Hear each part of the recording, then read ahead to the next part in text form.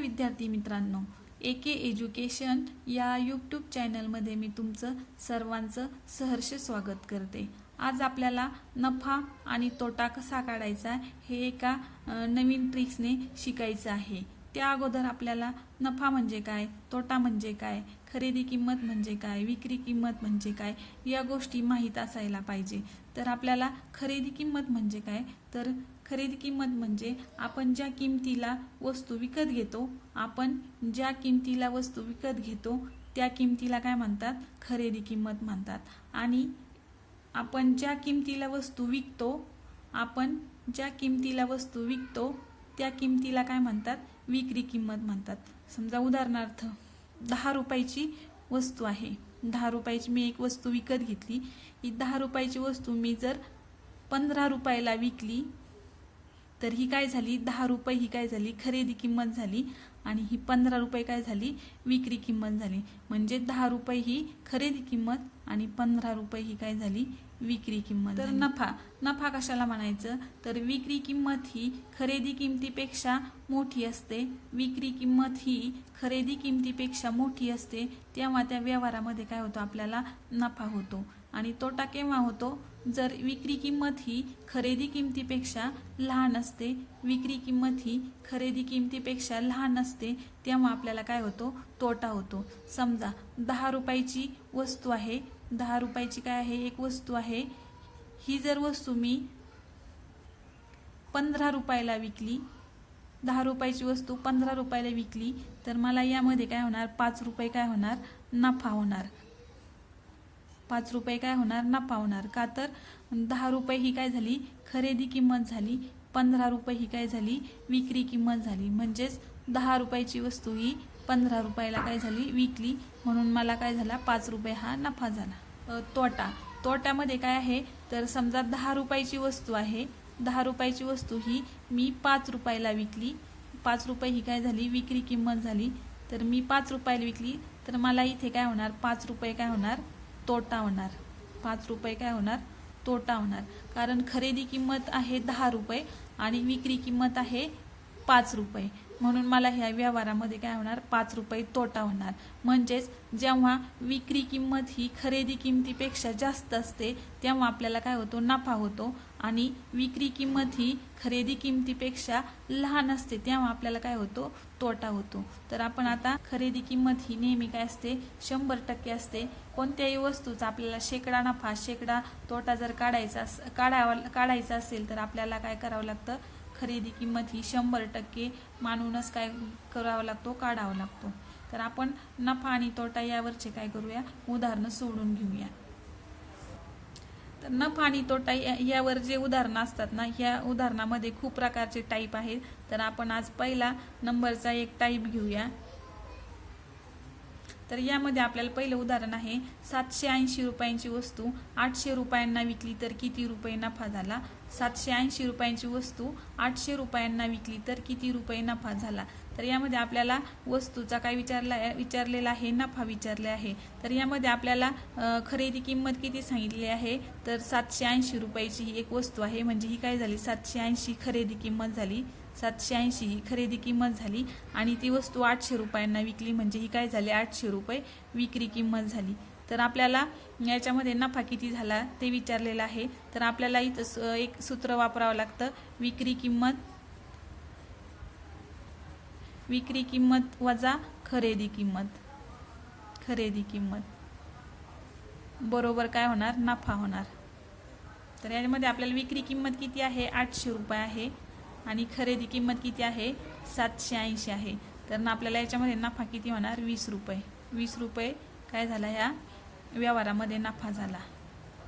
नफा बरोबर 20 रुपये। म्हणजेच इथं काय झाली, ही विक्री किंमत खरेदी किमतीपेक्षा जास्त आहे, म्हणून आपल्याला इथं काय झाला, नफा झाला। दुसरा, यामध्ये आपल्याला 460 रुपयांची वस्तू 350 रुपयांना काय झाली, विकली तर किती रुपये तोटा झाला। तर आपल्याला तोटा काढायचा आहे। इथं खरेदी किंमत किती आहे वस्तूची, खरेदी किंमत 460 रुपये आहे आणि विक्री किंमत किती आहे, 350 आहे।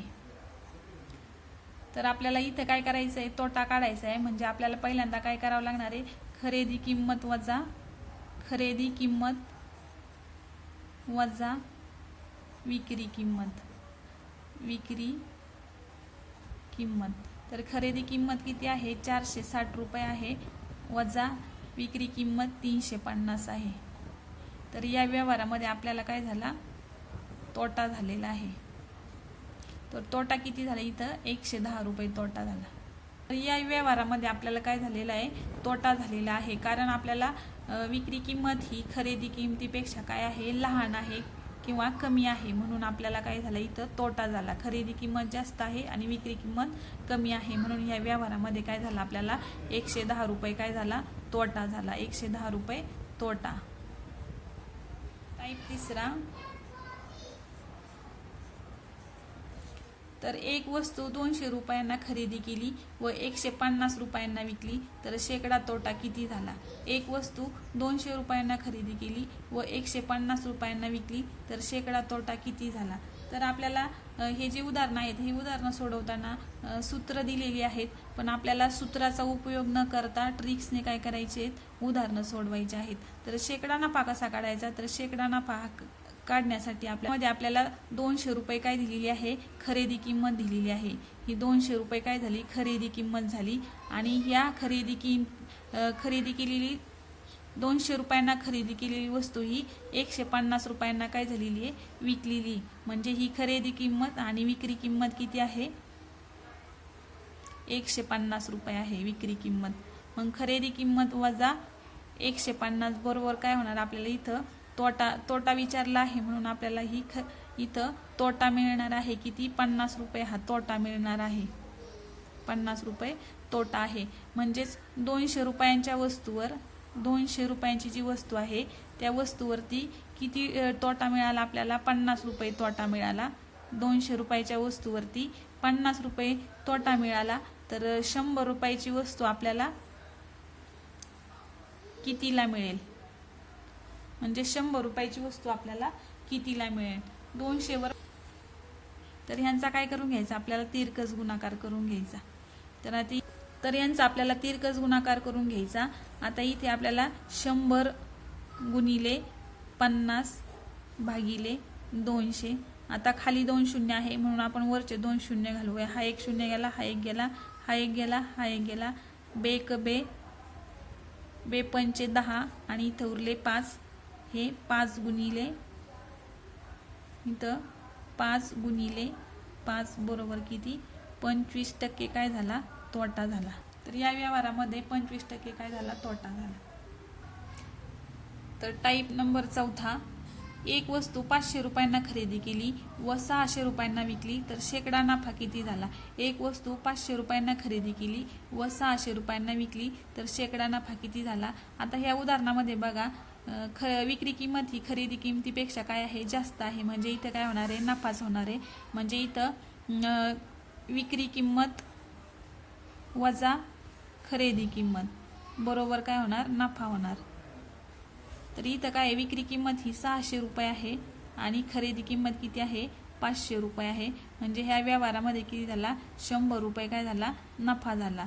तर आपल्याला 500च्या वस्तूवर 100 रुपये काय होतो, नफा होतो. तर 100ची वस्तू किती रुपयांना, म्हणजे 100च्या वस्तूवरती किती टक्के आपल्याला काय मिळणार आहे, नफा मिळणार आहे. तर या प्रकारचं आपल्याला मांडणी करून घ्यायची आणि यांचा काय करायचा, तिरकस गुणाकार करून घ्यायचा. तर आता इथं 100 गुणिले 100 भागिले 500. आता यामध्ये आपल्याला हे 2 शून्य घालू, वरचे 2 शून्य घालू. तर इथं 5 एक 5, 5 दुने 10 आणि हा वर शून्य आहे तसाच. म्हणजेच ह्या व्यवहारामध्ये काय झाला, 20% काय झाला, नफा झाला. 20% काय झाला, नफा.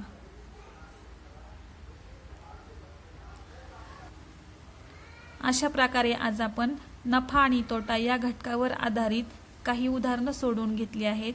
नफा आणि तोटा या घटकावर वेगवेगळ्या प्रकारचे उदाहरणं परीक्षेमध्ये विचारले जातात.